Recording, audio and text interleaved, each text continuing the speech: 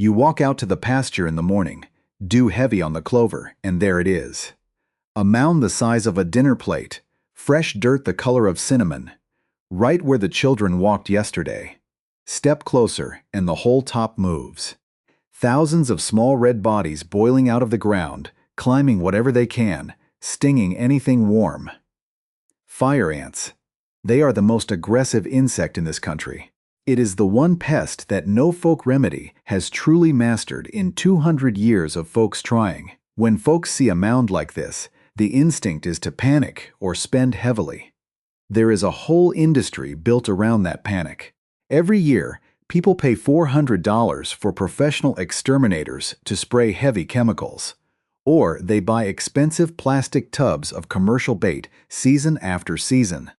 Why do we hand over our hard-earned dollars for solutions that often just push the problem a few feet over? How did people maintain their land before these chemical companies existed? Stop and think about that. The truth is, there is an old quiet solution that costs less than 30 cents, sitting right in your pantry, that handles a fire ant colony from the inside out. But it has been forgotten because there is no profit in selling you something you already own. My name is Elias Yodar. I am Amish, and I farm in Lancaster County, Pennsylvania. We do not have the worst of the fire ant trouble up here. Our cold winters keep them back. But Esther and I have family across many southern states, from Texas to the Carolinas. I have spent weeks on their farms, walked their pastures, and watched them battle these pests. My grandfather taught me to look closely at nature before trying to force it. And over the years, I have watched what failed and what actually stood the test of time. Folks have tried everything: coffee grounds, grits, dish soap, bleach, gasoline lit on fire. Let us look at the facts calmly, like neighbors leaning over a fence rail. The first is coffee grounds. People say if you sprinkle used grounds over the hill, the ants leave or shrivel. Understand this. It does almost nothing. Fresh grounds have a sharp aroma that acts as a brief, mild repellent.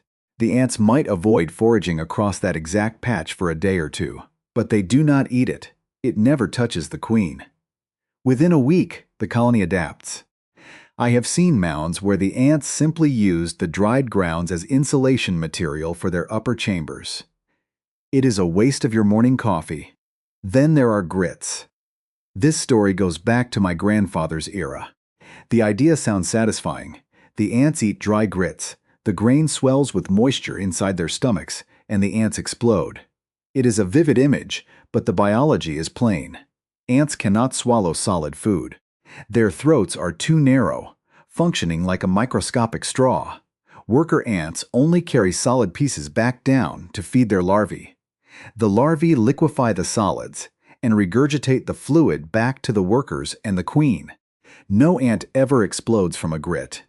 When you throw grits on a mound, you are just feeding the colony or giving them free building material.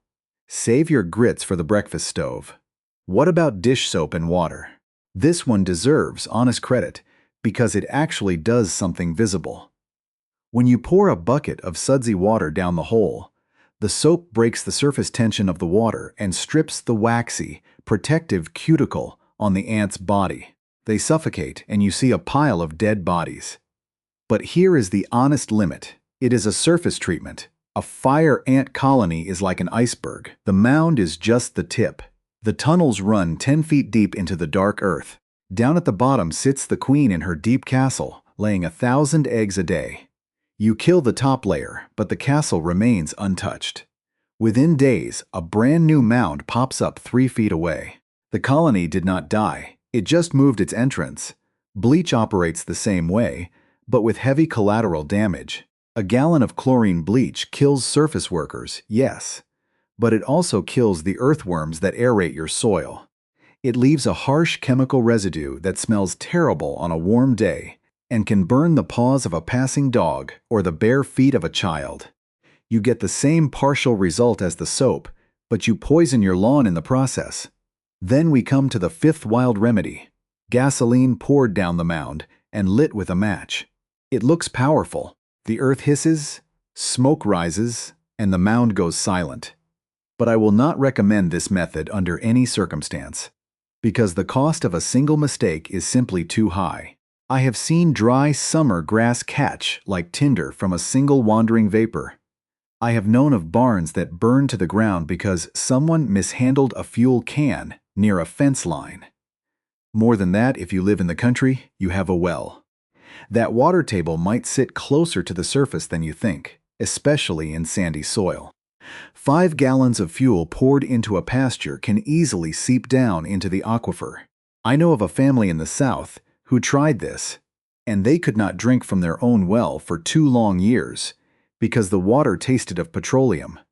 They had to spend thousands of dollars to drill a new well. The risk to your land, your home, and your family's drinking water is not worth a single insect hill. So, if the popular methods are either useless illusions or dangerous gambles, how did careful country folks actually solve this problem generations ago? They didn't fight the ants with brute force. They used the ants' own biology against them.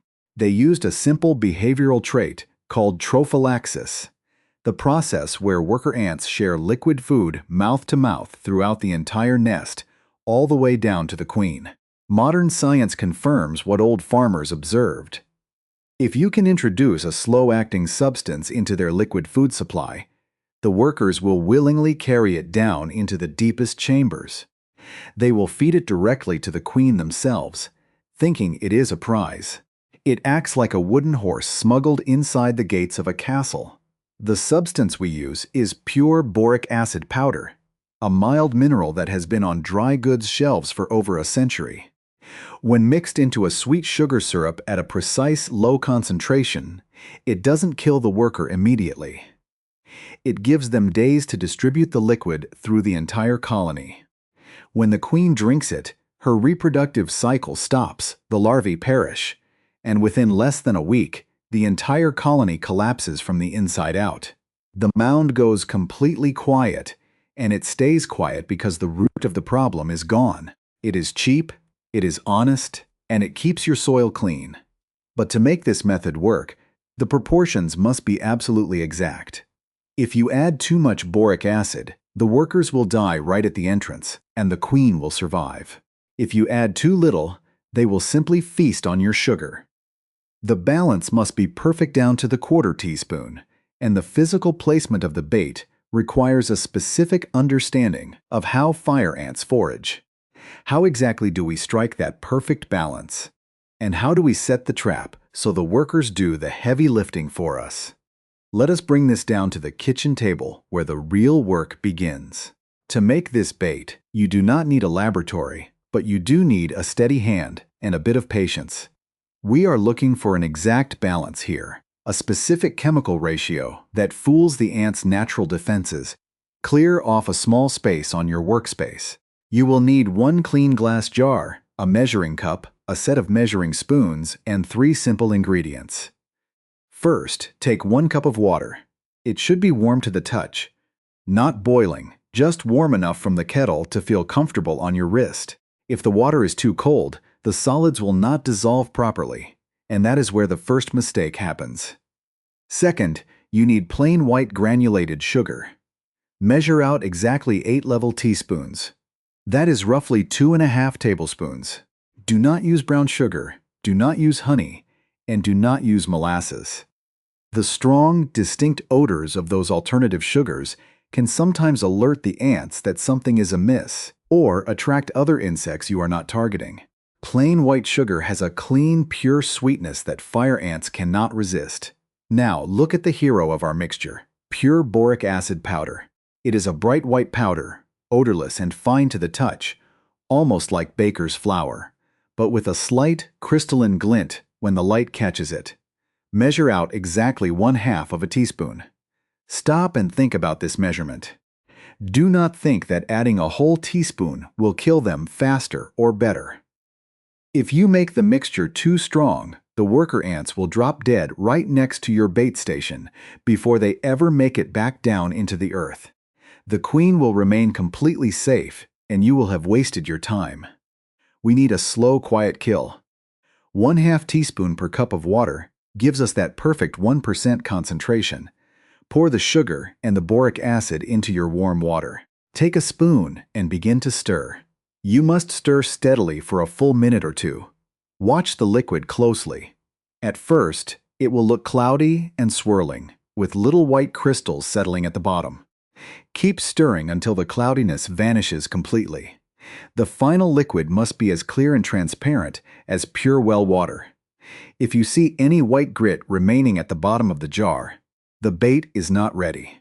Understand this, ants have liquid-only diets.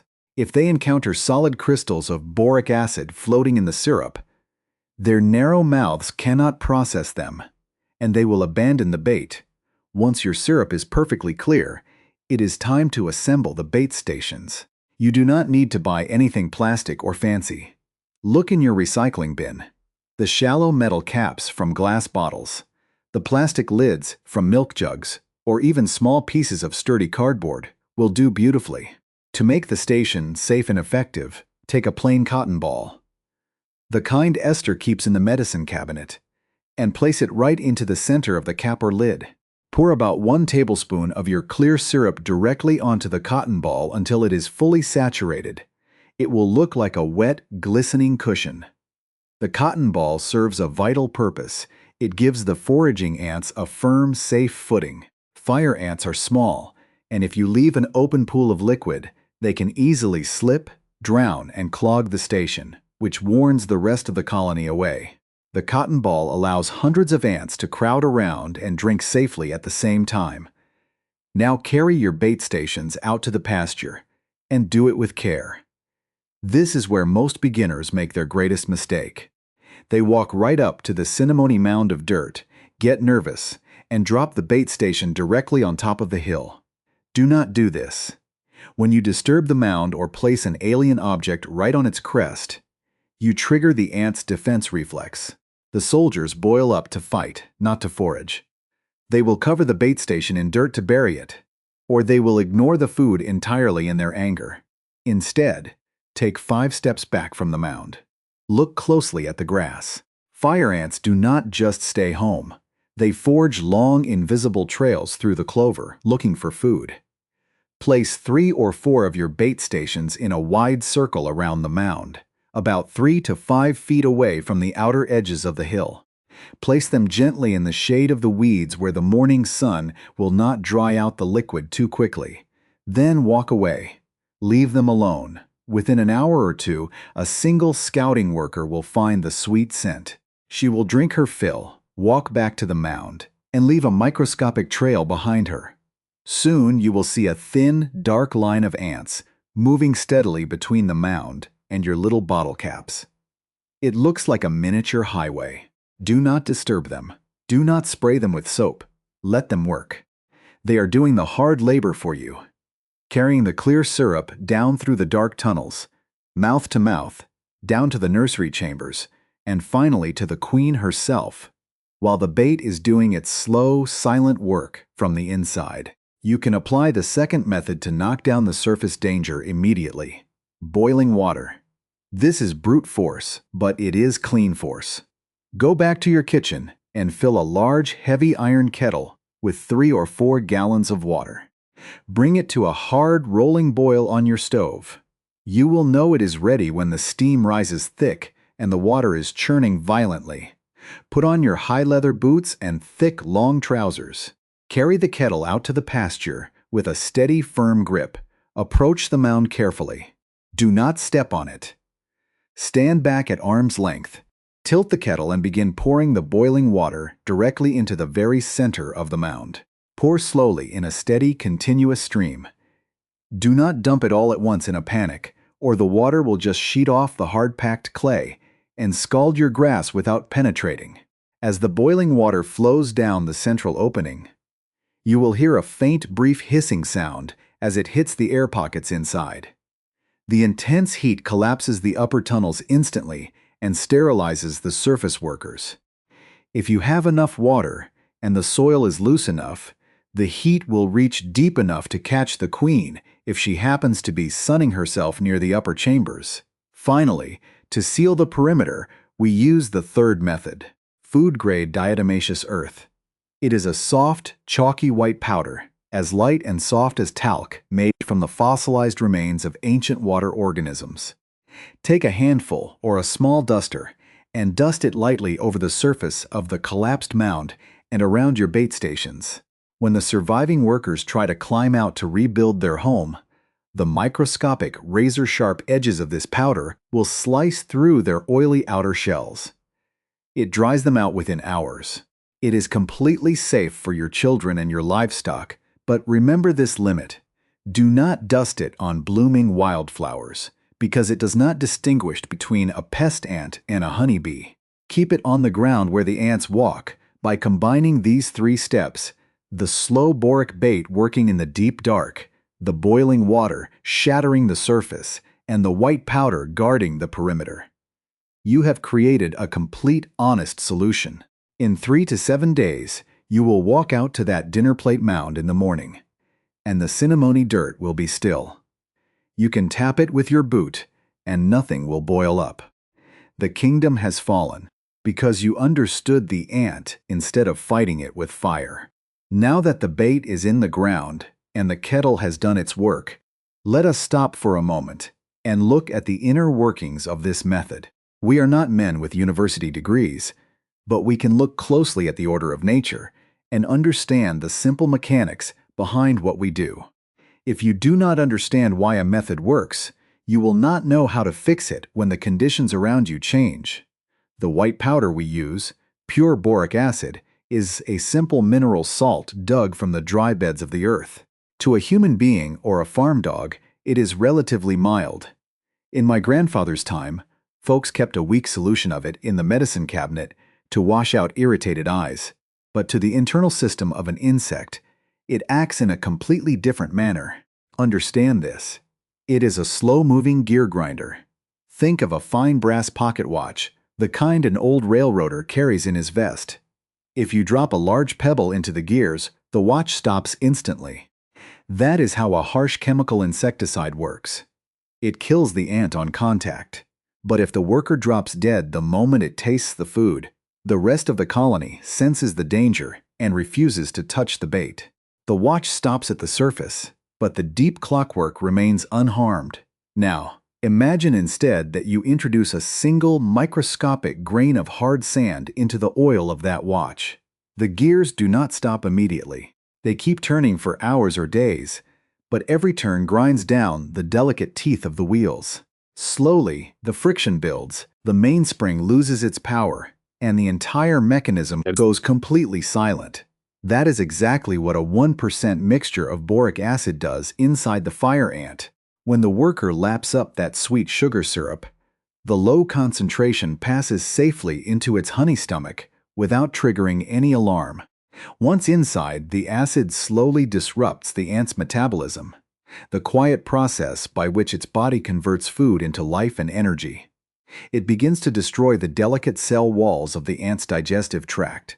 Because it takes several days for this grinding to become fatal, the worker has all the time it needs to walk back down into the dark earth, share the fluid with its sisters, and feed it directly to the queen.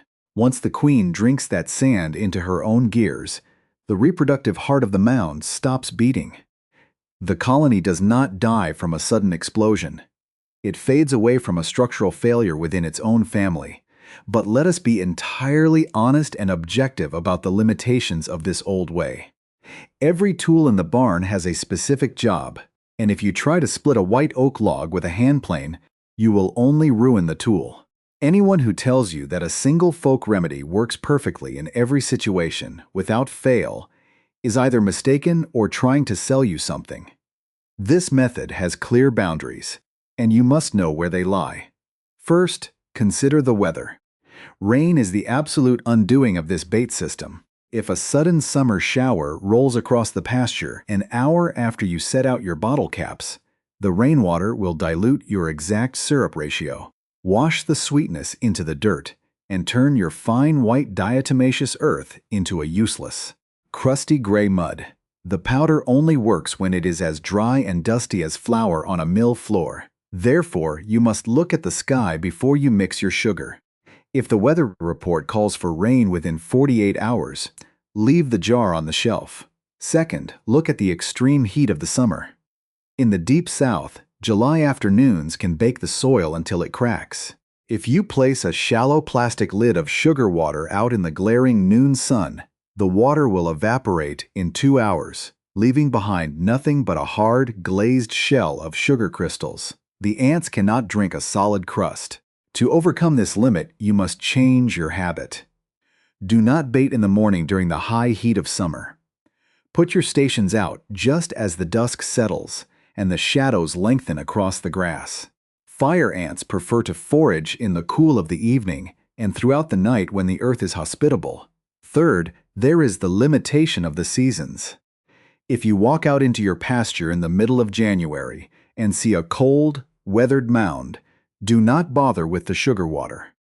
When the frost gets into the dirt, the fire ants draw close together and retreat deep into the earth, far below the frost line.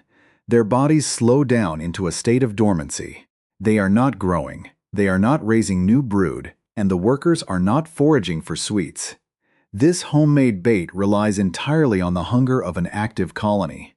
It belongs to the warm days of spring when the queens are laying heavily, and the early autumn when they are storing strength for the coming cold. Fourth, we must speak honestly about the structure of the mounds themselves. In the old days, most fire ant colonies were what we call monogyne, meaning one mound contained one queen. If you killed that single queen, the mound was finished. But over the last few decades, the fire ants have adapted into polygyne colonies. These are great interconnected networks where a single mound might hold 30 separate queens, and tunnels run beneath the grass for hundreds of feet, joining one hill to the next like a subterranean city. If you are dealing with an old, entrenched polygyne network that covers 3 acres of pasture, a few small bottle caps of boric acid will feel like trying to empty a farm pond with a pewter spoon. It will kill a few queens, but the neighbors will move into the empty rooms by next month. For an infestation of that size, the old ways must give way to a larger, systematic management of the property. Finally, consider the soil under your boots. If your land is heavy, thick clay, boiling water has a difficult time penetrating. It will pool on the surface and scald the top inches of grass, cooling down to a lukewarm temperature before it ever reaches the deep chambers 5 feet down. If your soil is pure, loose sand, the boiling water will rush downward instantly like water through a sieve. But sandy soil cannot hold heat. The temperature drops too fast to kill the queen if she is sitting in a side tunnel. The boiling water method requires a balanced, loamy dirt that allows the heat to seep steadily while holding its scalding temperature long enough to do the work. Understand these limits. Do not expect a miracle where the laws of nature say otherwise. Work with the weather, watch your soil, and respect the boundaries of the craft. Now that we understand the science and the landscape, we are ready to look at how we maintain this balance over the long haul, and how we prevent the next generation of pests from taking root in the same dirt. Let us step back for a moment and look at the path this knowledge took to reach our hands today. Good tools and honest methods do not drop out of the sky overnight. They are forged through decades of hard experience, passed from one generation of working folks to the next. When we mix that simple white powder with white sugar, we are not participating in a modern internet trend. We are standing on a long line of tradition that was tested and proven long before the first chemical factory ever broke ground in this country. The story of boric acid goes back more than 3 centuries, to an old European chemist named Wilhelm Homburg, who first separated it from natural minerals in the year 1702. For generations, folks called it sal sedativum Homburgi, or the soothing salt of Homburg. By the late 1800s, a brown glass bottle of this mineral powder sat on the shelf of nearly every country doctor, apothecary, and homestead general store across America. It was used to preserve meats, to wash out infected eyes, and to keep cockroaches out of the dry flour bins. It was a gentle, common household staple. But the real test came in the late 1930s, down at the port of Mobile, Alabama. A cargo ship arriving from South America quietly unloaded its ballast, and inside that dark hold was an uninvited traveler, the red imported fire ant. Within a few short decades, these aggressive insects spread across the southern states like a wildfire, hitting pastures, destroying young crops, and making it dangerous for children to play in their own yards. The southern farmer was suddenly faced with a pest he had never seen before, and during the hard years of the Great Depression and the war that followed, folks did not have $40, let alone $400, to hand over to a commercial pest company. They had to rely on what was already in the house. To find an answer, country folks and university extension agents went back to the old textbooks. They looked at the work of a man named E.R. Barber, a researcher for the United States Department of Agriculture, who, back in 1916, published a famous document known as Bulletin Number 377. Barber had been trying to solve the problem of the invasive Argentine ant in Louisiana. And he discovered that if you made a sugar syrup with a very small, precise amount of sodium borate, the worker ants would completely fail to recognize the poison. They would carry it home willingly. When the fire ants arrived 20 years later, resourceful country folks simply took Barber's old liquid bait formula, adapted it to the household boric acid on their pantry shelves, and found that the very same chemistry worked on the new southern invader. If you want modern documentary proof that this is not just an old farmer's superstition, you only have to look at the official publications from the agricultural extension offices across the South.